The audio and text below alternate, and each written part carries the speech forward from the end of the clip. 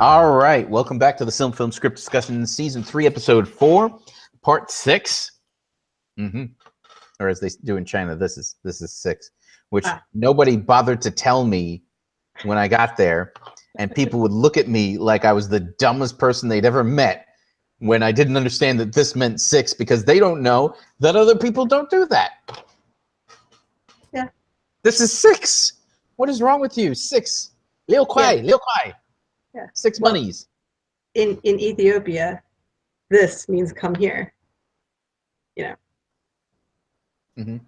We usually say like this, right? Yeah. Like come here. No, it's like this. And like higher too. So the first couple times someone did that to me, I'm like, what are you doing? Hi? Is that a hi? Is that what yeah, that is? like I'm like, I don't know what that means. Is that a virtual fist bump? I mean, yeah. And a sudden intake of breath means yes. Interesting. Well, it's like when I realized that people from India they nod like this. This is a nod in India, which is very weird to me. I was like, but if you think about it, nodding is so arbitrary. There's nothing about it that nodding and shaking your head have no inherent meaning. Exactly. Yeah. It's all cultural. Beckoning, I get. Like beckoning, like it's pretty hard to get away from that. This means this means come here. Yeah. That's, Anyway, speaking of cultural differences, okay, so we have the conversation between Mablung and Translated Dwarf, who is going to have to become an important part of Dwarvish culture. He's going to get promoted to like the ambassador to Menegroth. Yep. Like that's going to be the only way that this works. Yeah, he has to have a role later, or else this is silly. So, because we're spending a fair amount of time with him. Yes. And obviously he was interested in elves enough to learn their languages. So he already had an outward-looking view that was probably different than some of his fellow dwarves who didn't care. Yeah. All right. So he's probably going to be the one who adopts Dairon's runes. Okay, that could be good. Yeah. Okay. Speaking of whom, we should probably have a scene back in Doriath at some point. Yeah. Because we have the scene there, we have the scene in Angband, so we need to go back to Doriath for a minute. Okay. And check in on what they're doing there. The scene where Beleg reports in, that's also in Act 1, correct? Right now, yes. Okay. So they need to be discussing what they're going to do about it. Yeah. This should be the new threat, and that should be a pretty serious cause for concern.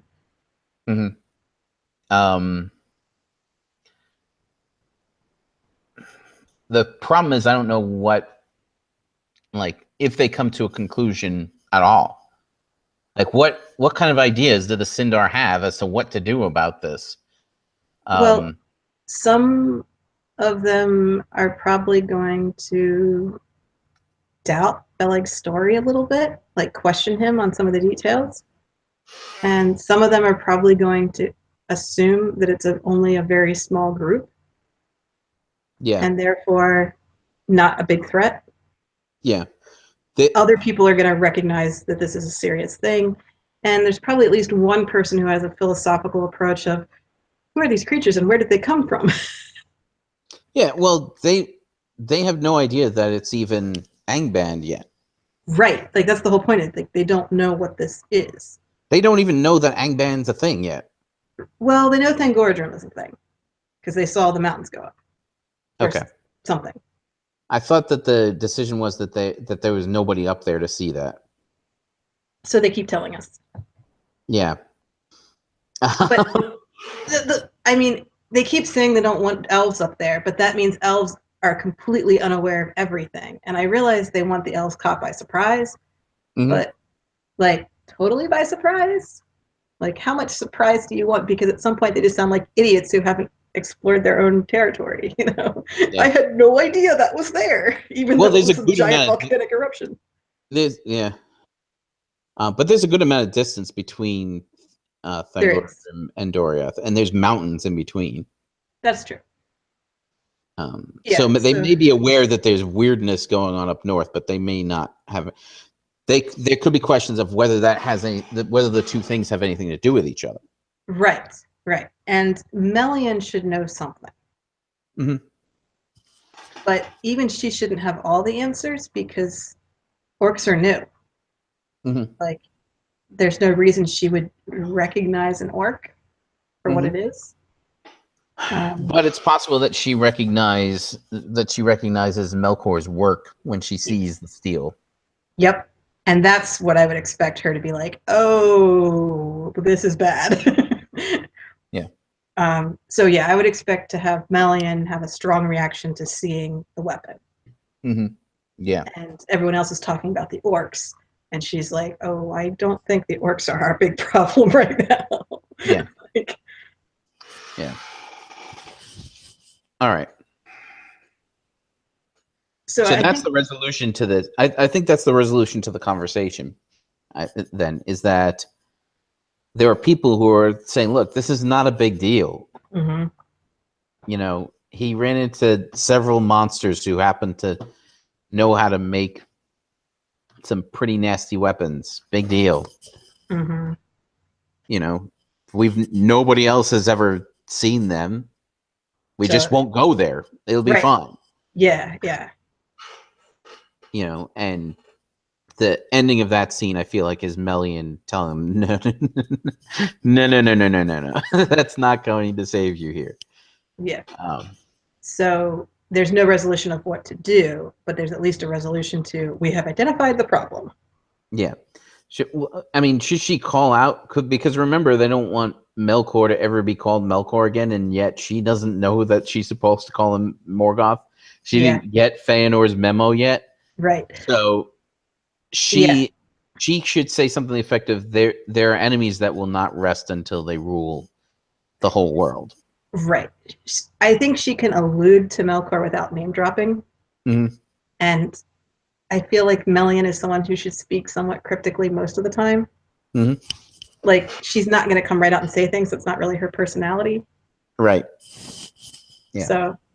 So yeah, I think we can reference Melkor and make it clear that she knows that's what she's up against without saying Melkor.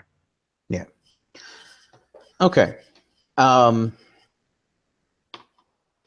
I mean, Thingol was alive during the first battle.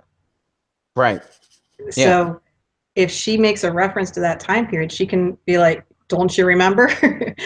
You know, like, I feel like she can say something that clues the audience in that she's definitely talking about Melkor. Yeah. Okay.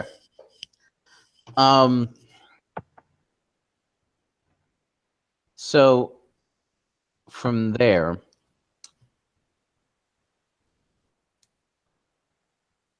that's another thing that the elves give the dwarves, by the way, are the runes. Yes.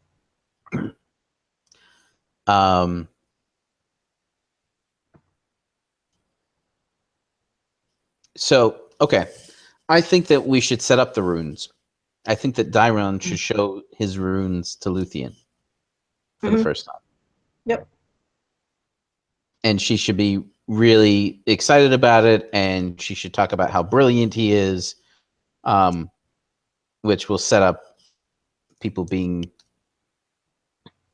devastated when he's sad later. Yeah. I'm not saying she's expressing that she has romantic interest in him. No, she admires his work. Yes. The thing is, the elves really don't care about Daeron's runes. The Sindar have no use for them. Yeah. So I get that. Right. So if Luthien recognizes, like, oh, this is actually a pretty cool thing you did, inventing writing. Maybe you can say that nobody else really seems all that. He could be like, really, Yeah. nobody else seems all that interested. Right. And she's like, no, I think this will be useful later. Yes, it will. Later By in the end of this episode, in fact. Okay, so maybe she shouldn't say something quite that obvious. but Not yeah, quite that on the nose, maybe. Right, yeah, maybe just a little. But she could recognize the cleverness of what he's done. Yeah, absolutely. And be like, no, this is a really cool thing. And she might even say something about how he could use it to like make a record of his music or something. Mm-hmm. Like her first thought of what would you use writing for might be to record music. Yeah. Which would be an unusual thing to invent writing for. Mm-hmm. But considering it's Luthien and Daeron talking about it, that seems like a direction their conversation would go. Yeah. Okay. So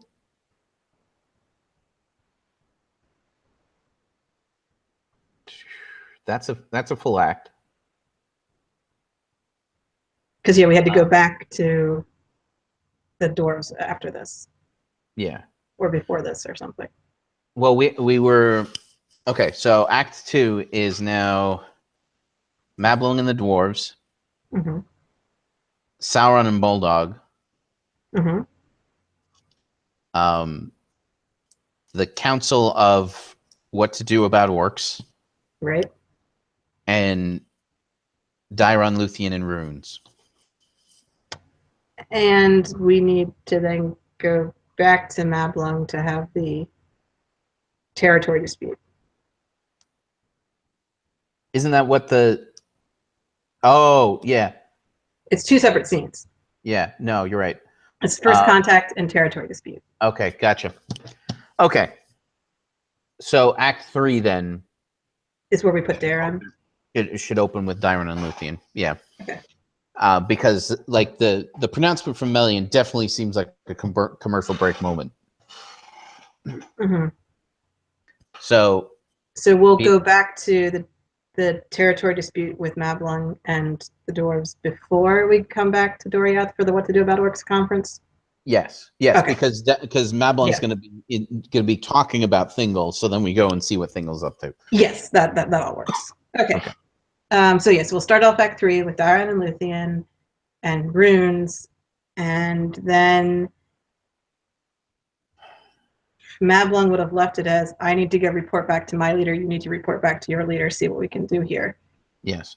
Are we going to have the dwarves meet with Thingol in wherever Thingol's hanging out, or is Thingol going to like meet them halfway? They have to agree to meet halfway. Yeah. Because this should be a meeting of equal kings, not a one king going to visit another king's court. Yeah. Yeah. And I think both sides would be pretty conscious of that. Yeah, I agree. So where would they like to meet? Well, I mean, the point where the only common frame of reference they have is the end of this road. Okay. Well, the road is going to Sarnath. What is it? Sarnathrid? Yeah. Which is the ford over the River Gellion. Mm-hmm. Which is going to be where the Green Elves massacre the dwarves later. Yes. So that's a insignificant location in the future. So if the first meeting happened at that ford, that might be good. Mm-hmm. Because then they're building a bridge and not just a road. Yeah. Yeah. Well, it's a ford. It's not a bridge. Okay. But the conceptual bridge of I'm on my side, you're on your side, let's meet. That's what's happening here. Yeah. Well, not only, but if you're coming up to a ford, you still build a bridge over it if you're building a road, because you don't go from a road to walking through water. It's not a very high bridge, but Okay. The point being, that might be a good place to have the meeting. Yeah. No, I like it. And so that meeting is going to happen in Act 4? That meeting is going to happen in Act 4, yes. Okay. I think that's what we're aiming towards right now. All right, so then in Act 3, we would need to do the Thurin-Wethel thing? Mm-hmm. Where Thurin-Wethel goes back to Sauron. To Sauron and Angband. Mm-hmm.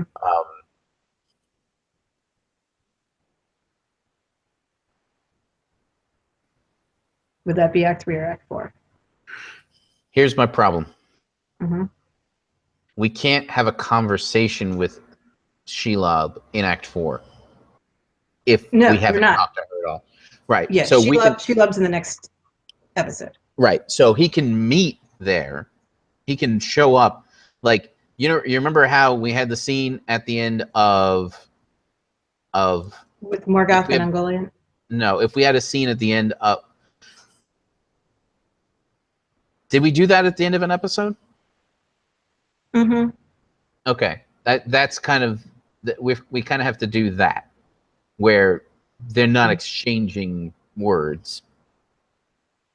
Well, but I thought in this episode we were just having Thurin-Wethel come back and report to Sauron, I found the spiders. Oh, okay. And then next episode would be Sauron meeting with Shelob. Okay, we can do that. The only thing is that nothing's actually happened. I know, which is why maybe having the Orc army march out right about now would be good. Yeah.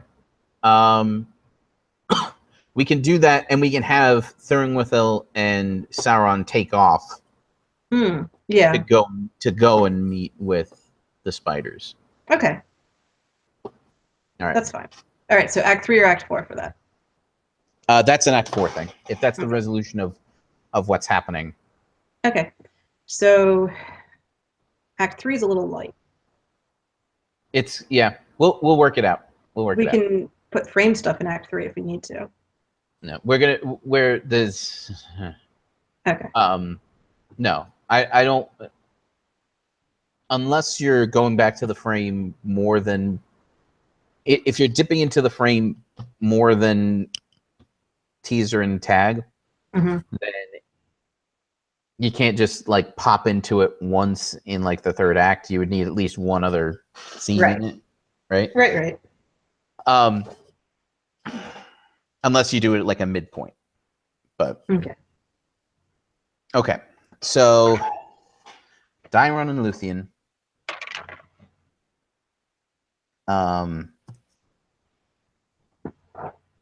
We have Thurin-Wethel reporting to Sauron.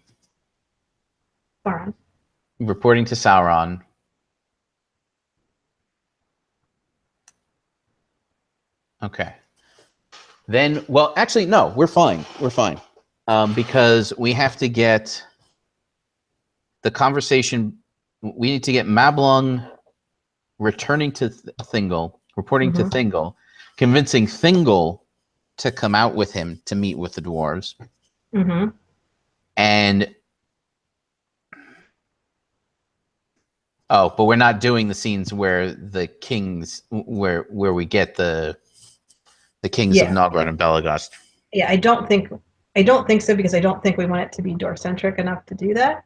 Yeah. The one thing we can do, though, is if we're going to have Eol meet with any dwarves in this episode, that could happen. Because we've shown Eol already earlier in the episode, and we've already given the teaser last time of him. Yeah, I agree. Meeting someone. And if are he's the dwarves unhappy with him for not mentioning that? I feel like they should have a conversation about Thingol, and Eol could make the point of saying, he's not my king, I'm not part of the Sindar. I never acknowledged him as king, which establishes him as a loner for anyone who's forgotten that he's a dark elf. Right. And and also, but then we have to be able to answer why, because they've got to ask. Right. And that's when he could just explain that he's from a different group of elves. Well, he could do that, but that's not really, that's weak. Okay. He's got to have a legitimate reason for not being willing to acknowledge Thingol as king, unless it's just I don't acknowledge anybody as my king. I kind of feel like Eel's the I don't acknowledge anyone type. Yeah. So I kind of just figured that was his only excuse. Yeah. At this point, his only grief with Thingol is Thingol won't let him live in Nanalmo. Yeah. But that's kind of not a reason to have a huge grief. Is that getting resolved in the next episode? Because he's got to be able to make Anglakal first. Yeah, I forget when we're actually resolving it. Menegroth is the next episode. Right. I don't feel like Eel gets Nanalmo in there. But maybe. I forget. But we don't need to do it now, though. No, definitely not now. Not in this episode. Okay. But we can have him meeting with Telkar and discussing Thingol and the King of Nogrod. Mm-hmm. That's how we can get the King of Nogrod's utter lack of interest perspective. In meeting. Yeah, because Telkar's we're not from Nogrod and would know. Yeah. Okay. So does Telkar live alone? Or does Telkar live at Nogrod? Because if we're going to go to Nogrod if he lives there. Yeah. Or she, or whatever is happening there. Oh yeah, that's right. There is a potential of making Telkar she. Which I don't have a problem with. That particular, because I don't think it's ever actually strictly said, and that's not something that bothers me. I think there's someone who's pointing out that it might be a masculine name. I don't know anything about Dwarvish names really to know if Telkar would come across as particularly masculine. But Tolkien obviously only ever named one female dwarf, so it's really hard to say in his world what that would be. And he named her Dees, which is very close to meme. So, like, it's a single syllable. It's a monosyllabic 3-letter word with the same vowel sound in it. So, but regardless, is Telkar going to live somewhere else? It's possible that Telkar has a dwelling that's not in the kingdom itself, but like in the mountains there, like their own private area and forge and everything, and Eol could visit there. Yeah. The reason I say this is because Telkar is of Nogrod. Yeah. But the one big deal item that Telkar made in the first age was, 3 items, but the one main one is the dragonhelm. Yes. Telkar is the one who made the dragonhelm, which is huge. Yeah, it's the dragonhelm of Dorlumen. Not Angrist. Is it Angrist? Yeah, Angrist and Narsil. Yeah. So the two weapons are going to be kind of significant, but not. But we don't know how they got from Telkar to anybody else. Yeah. The dragonhelm, we know its history, and it goes through Azagal, king of Belegast, who gives it to Maedhros, who gives it to Fingon, who gives it to Hurin, who gives it to. Could Telkar be working on the dragonhelm in this episode then, maybe? Yeah, I mean, either the dragonhelm or a sword would make sense, right? Yeah. Well, I don't want to tip off the Narsil thing. No, not that sword necessarily, but a sword. Well, even if he was making a sword, she was making a sword, it's going to, like, anybody who knows the history of Narsil is going to be like, oh, they're making, like. Yeah, Narsil should be made after the rising of the sun and the moon, so not in this season. Yes, I agree. So Telkar should still be a character early in season 4. I agree. And that's when Narsil can get made. So so right now Dragonhelm could be happening, although, to point out, there are no dragons yet. Oh, yeah. Good point. there probably won't be in Telkar's lifetime if we have Telkar this early in the show. Telkar should be a much later dwarf. We're bumping Telkar's. Unless Telkar is super old at the time the dragon helm is made, like which is also possible. Like 250, 300 years old. Yeah, I mean, we could do that as well. But the point is, we can have Telkar making armor and weapons. I mean, that's the thing Telkar would be doing. And Telkar could be a very young dwarf at this point, working under a master craftsman still. Gotcha. Okay. But Ael could be visiting this small little enclave. Yes. That's like next door to Nogrod or something. I don't know. Yeah, that's in the same mountain range. It could be on Mount Dulmid. Yeah. Mount Dulmid is right next to Nogrod, and it's like the only named mountain in that range, so it's probably pretty special to the dwarves. So it's probably dwarves who live on Mount Dulmid. Well, for a forge, you need something to burn, so it's possible. Well, although you don't burn wood generally. Well, charcoal, which is yeah. Well, that's what I'm saying. Like I kind of thought through the the progression in my brain as I went down the line. Yeah. So you need wood. So maybe it's because it's outside. It's outside for that reason. Yeah, that it's near a forest or something. Yeah. Okay. So not to mention, despite what a lot of movies seem to think, smoke in an enclosed space underground, not the best idea ever. Right. So having like an outdoor forge area makes sense too. Okay. So Ael can visit Telkar's little mini enclave next door to Nogrod, and they can discuss Thingol and the King of Nogrod and politics there. And we can see that Ael's learning what the dwarves learn. Yeah. Okay. Maybe both Ael and Telkar are like apprentices to some master dwarf craftsman type. Yeah. Yeah, I agree. That makes sense. Okay. But then we're introducing a well, but he's not an important character. It's fine. He's not important to the plot. Gotcha. No. Okay. Yeah, the point is we'll meet Telkar as the significant dwarf in that setting, but there'll be other dwarves there. Yeah. All right. That's fine. So Telkar's the one who talks to Ael, whatever.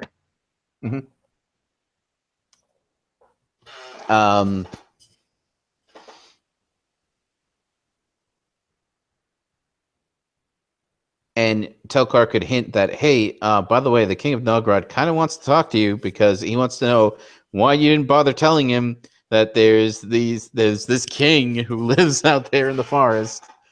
Right. And if Ael's going to pass on the news to the dwarves that Doriath woods are a renewable resource and the trees grow back there, then this would be the conversation where it could happen. Yeah. Yeah. And it could even come up if that applies to Nan Elmoth as well. That could be part of Ael's interest in moving to Nan Elmoth. Yeah. So if that's his own reason, because we haven't really established why he wants to be there, other than he's gonna like the that's dark. The whole, it's like the proto girdle, whatever Bellion had up around Nan Elmoth's protection is still there. So he likes the protection. Yes. Like that's true, but I don't know that we've had an opportunity to say that, and we haven't shown it, so it's gotcha. Well, we kind of showed it in season 2. We did, but to establish why Ael in particular wants that forest in particular, it's going to be a little hard to remind people of that detail. All right. Well, let's take a break real quick. If you're watching this live, hang on for a minute. We'll be right back. If you're watching this on YouTube in the future, definitely like and share the videos. If you like and want to share them, if you haven't yet, feel free to subscribe. Check out the links below for all the information on the SilmFilm project, Signum University, Mythgard Academy, and all that good stuff. So we'll be back in a minute.